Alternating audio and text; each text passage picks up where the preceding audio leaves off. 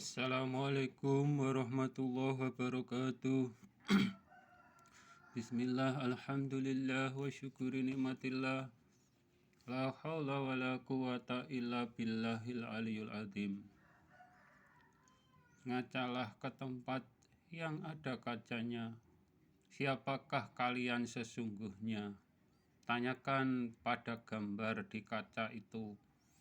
Apakah kalian ada kalau tidak ada orang tua? Begitu juga sampai Nabi Adam. Dan tanyakan pada dirimu, apakah ada ilmu kalau tanpa ada gurumu? Begitu juga gurumu dan guru mereka sampai ke sumbernya, atau para nabi, atau sampai ke Nabi Muhammad Sallallahu Alaihi Wasallam. Sanatnya yang tidak sampai berarti gurunya syaitan atau iblis. Yang berguru ke iblis, mulutnya berbisa, lidahnya bercabang dua. Empat imam sangat rendah hati beliau tidak memaksakan pendapatnya yang paling benar. Akan tetapi kerendahan diri mereka dimanfaatkan orang yang merasa paling benar dalam memahami agama. Orang yang sempit pandangannya dan wawasannya malah merasa paling luas wawasannya, karena kalian hanya bagaikan kata di dalam tempurung. Mana yang menjadi wewenangnya Tuhan dan makhluk, kalian tidak mengerti dan memang tidak mau mengerti, karena terlena dengan pundi-pundi rupiah yang menjadi gaji gelarmu menjadi ustadz. Umat Islam menjadi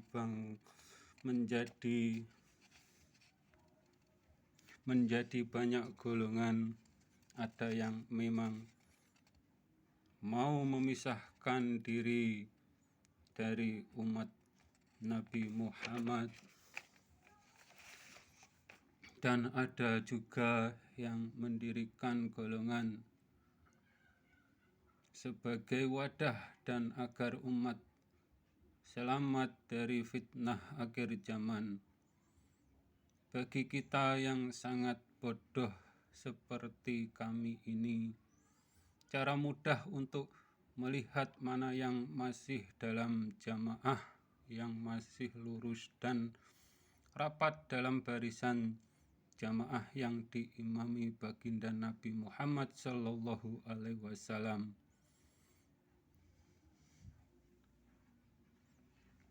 Sebagai sumber keilmuan Islam maupun iman. Ini dapat dilihat golongan itu ingkar dengan seruan ayat ketuhanan apa tidak. Kalau golongan itu ingkar dengan seruan ayat ketuhanan, berarti golongan itu juga bertauhid bermata sebelah. Iman satu sisi ayat, ingkar dengan sisi ayat yang lain. Dan kebanyakan mereka ingkar juga pada dirinya sendiri, menganggap ruh dengan Tuhan sama. Begitu pula orang yang mengaku dan mengangkat dirinya sebagai walinya Allah Subhanahu wa Ta'ala. Orang itu pembohong yang sebenar-benarnya pembohong. Dan apabila mereka mengaku dapat menjadikan walinya Allah ke orang lain dan mengadakan mahar berapa rupiah pun yang seperti itu mereka penjual agama dan tidak paham dengan sifat wenangnya Allah Subhanahu wa Ta'ala yang mutlak hanya untuk Allah Subhanahu wa Ta'ala. Yang seperti ini mirip dengan kepercayaannya atau imannya Fir'aun yang mengaku dan berikrar sebagai Tuhan. Umat Islam menjadi golongan-golongan, menjadikan umat semakin bingung. Golongan yang hanya ingin memisahkan diri dari jamaah yang diimami baginda Nabi, seperti anak panah yang terlepas dari busurnya.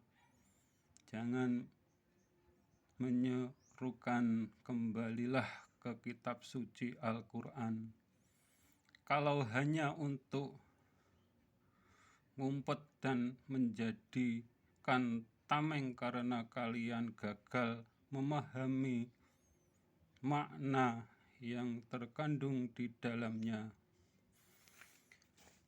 Ayat adanya di kitab suci, langit bumi seisinya ini yang disebut dalil. Kalian kita semua agar kembali dalam pengertian kembali ke kitab suci hanya sebagai ayat. Kalau di Alkitab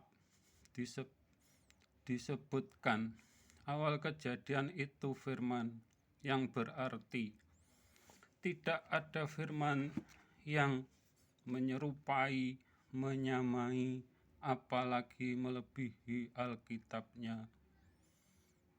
Faham belum, Tat?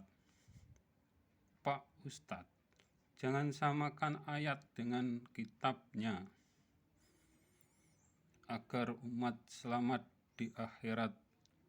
Agama dapat dilogika. Iman wajib ditempatkan di jiwa atau rohanimu. Kalau iman dipahami dengan akal pikiran, yang ada menyekutukan zatnya Allah dengan makhluknya. Wassalam.